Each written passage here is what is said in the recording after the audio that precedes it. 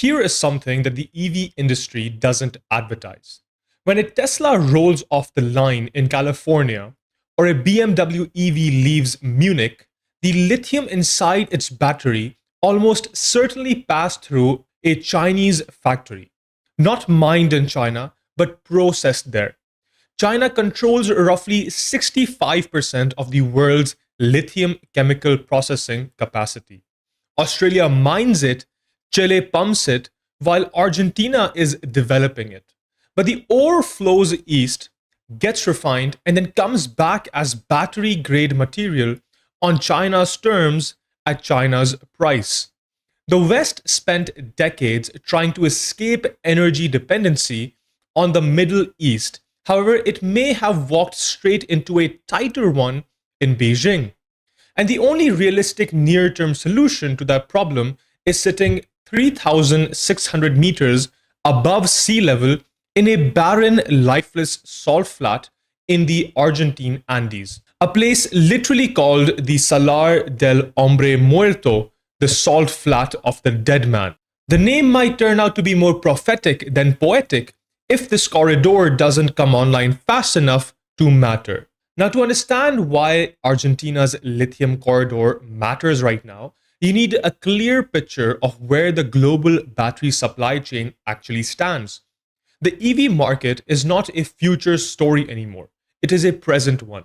Over 20 million electric vehicles were sold in 2025 alone. The global EV fleet, which stood at around 58 million vehicles in 2024, is projected to reach 235 million by 2030. That is a nearly four-fold increase in 6 years. Lithium is inside virtually every one of those batteries. EVs account for roughly 90% of total lithium demand right now, and that share is only going up. Now, the problem is that the lithium market has already been through a severe distortion cycle, and we are now living with the consequences of it. Between 2022 and 2024, China flooded global markets with lithium carbonate, driving prices down by over 90% in 2 years. At the 2022 peak, lithium carbonate was trading above $76,000 per ton in China. By 2024, it had collapsed. Chinese state-backed producers kept output running regardless of prices because they weren't subject to normal profit and loss discipline. Private mining companies outside China, however, for example in Argentina, Australia, and elsewhere, slashed budgets, shelved projects, and in some cases shut down entirely because the economics stopped making sense. So this is the capital misallocation problem that state intervention always produces. Except this time, it didn't stay contained inside China. It sent false price signals across the entire global supply chain and destroyed the private investment needed to make future demand. The IEA now warns that structural lithium supply shortages could emerge as early as 2028. Demand is projected to more than double by 2030 from roughly 700,000 tons of lithium carbonate equivalent today to nearly 1.8 million tons. The supply infrastructure to meet that number simply doesn't exist. The underinvestment years are now catching up to us. This is where Argentina enters, and specifically the Puna Plateau in Argentina's northwest. You see, the lithium triangle, the region spanning Argentina, Chile, and Bolivia, contains over half the world's known lithium reserves, but not all three countries are equally willing to let the market decide how fast that lithium gets developed, and that difference is everything. Bolivia nationalized its lithium under a state company called YLB. I'll have the full form somewhere on the screen. The result has been a textbook illustration of what happens when governments try to replace market signals with central planning. Without price signals guiding investment decisions, Bolivia's production has stayed minimal despite sitting on some of the world's largest lithium deposits. Russian and Chinese companies were selected as partners through processes that lacked transparency. Technology gaps have never been closed, and whereas Bolivia has the reserves, it has almost none of the output. Now, Chile sits somewhere in the middle. Lithium extraction there runs through state controlled quotas administered by Corfo, the government's development agency. Private companies can operate, but production ceilings and high effective tax rates limit expansion. Chile's shift towards greater state management has created enough policy uncertainty that capital is actively moving away from Santiago. As one industry executive put it directly, Bolivia has closed itself to investment, Chile has a different approach, and if you look at the lithium triangle, Argentina is the place to be. So now what we see is that Argentina, under President Milei, is working from a different framework. The centerpiece is the RIGI, the Large Investment Incentive Regime, which offers investors a 30-year lock-on tax, customs, and forex stability for projects above $200 million. Corporate tax is at 25%, with faster amortization and no restrictions on loss carry-forwards. It is not a fully free market though, because capital controls still apply to projects outside the RIGI, and some of the government's $22 billion investment targets are optimistic, but relative to the alternatives in the triangle, Argentina is the most open lithium jurisdiction available right now. And so what we see is that the market has appropriately responded. In late March 2026, Argentina approved a $530 million RIGI expansion for Rio Tinto's Proyecto Phoenix at the Salar del Hombre Muerto. That project will lift Rio Tinto's annual production capacity from 32,000 to 41,500 tons of lithium carbonate, making it one of Latin America's largest lithium operation. Rio Tinto has been operating at Hombre Muerto for over 3 decades now. However, they only just expanded because the regulatory environment gave them 30-year certainty on returns, and that's what capital responds to. Moreover, alongside Rio Tinto, South Korea's POSCO, POSCO, has consolidated control over adjacent concessions at the same salt flat through its Sal de Oro operation, which already produces lithium hydroxide and is building a lithium carbonate plant targeted for 2026 completion. And, excuse me if I butcher this pronunciation, Galan Lithium's Hombre Muerto Este project, which reportedly has the lowest impurity profile of any published brine in Argentina, was at 92% construction completion in March 2026, with first production expected in second quarter of this year.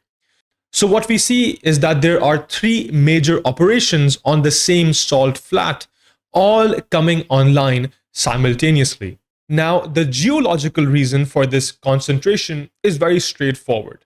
The Salar del Hombre Muerto sits at 3,656 meters above sea level.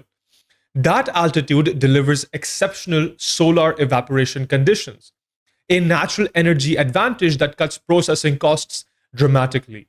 And so what we see is that the brine chemistry there is unusually clean, meaning less refinement is needed to reach battery-grade purity. And brine extraction as a method costs 30 to 50% less than hard rock mining, which is how Australia extracts most of its lithium. So what we see is that Argentina is cheaper, faster to process, and increasingly open for business. Now, here is where the geopolitical picture reasserts itself. Because the China refining problem doesn't just go away because Argentina is digging faster.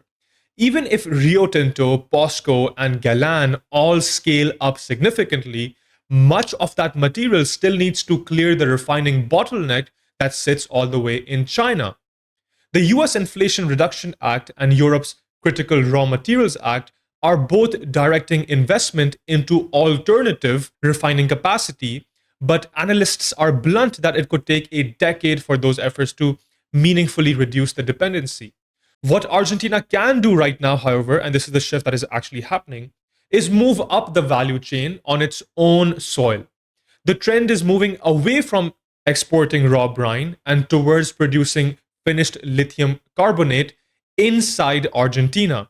Because every ton of lithium carbonate produced in Catamarca rather than in a Chinese refinery is one step towards a supply chain that doesn't run entirely through Beijing. Now, there is a third dimension to this story that rarely gets the attention it deserves, which is the environmental and social costs of moving this fast. The Salar del Hombre Muerto has had active lithium operations for nearly 30 years. Indigenous communities living near the Salar say that the Trapiche River dried up in the years after the original Phoenix mine opened. A study linked a 90% reduction in wetland vegetation in the surrounding area to freshwater extraction by the lithium plant. Extracting 1 ton of lithium using traditional evaporation methods can require up to 2 million liters of water in one of the most water scarce environments on Earth. The industry's response is direct lithium extraction, DLE, which uses chemical absorption to pull lithium ions directly from brine without large evaporation ponds. The Hombre Muerto operation already uses a hybrid DLE approach. At least 2/3 of these new projects coming online in Argentina are expected to incorporate this DLE approach. That, in my opinion, is the right direction. However, DLE is not a fully solved technology because every salt flat has a different brine chemistry, which means each project needs its own tailored solution. The actual water impact is still being studied. Calling DLE clean lithium mining is a stretch. What it is a cleaner mining strategy. And in an industry moving at this pace, that distinction matters for whether indigenous communities in the Andes are going to keep tolerating operations that sit on their land and pull from their water table. Now, here's the bottom line. The EV transition has not freed the West from energy dependency, it has only shifted it. Oil from the Middle East has been partly replaced by battery metals refined in China. Argentina's lithium corridor matters because it is the best near-term lever for diversifying around that choke point. The reason it is working where Bolivia has stagnated and Chile has hesitated comes down to something very, very simple. When price signals are allowed to function and property rights are given some stability, private capital shows up and builds things. However, it is important to remember that Millei's RIGI is not a libertarian utopia. It is a set of structured fiscal incentives administered by the government with its own serious constraints. But compared to state ownership in Bolivia or quota controls in Chile, it is producing real investment and real output. The irony, however, is not subtle. Argentina spent most of the 20th century as a case study in how not to run an economy. It is now the most market-friendly jurisdiction in one of the most strategically critical mineral corridors on the planet. Whether that holds or not, and whether Argentina can manage the environmental and social pressures without triggering the kind of backlash that shuts down the whole corridor down, is the story to watch out for the rest of this decade. And finally, if this gave you something to think about, share this video. Most of what you hear about the EV revolution focuses on the cars and the technology. The supply chain, however, is where the real geopolitical game is being played, and most people are not tracking it. Like, subscribe, and drop your thoughts in the comment section below, and I'll see you in the next one.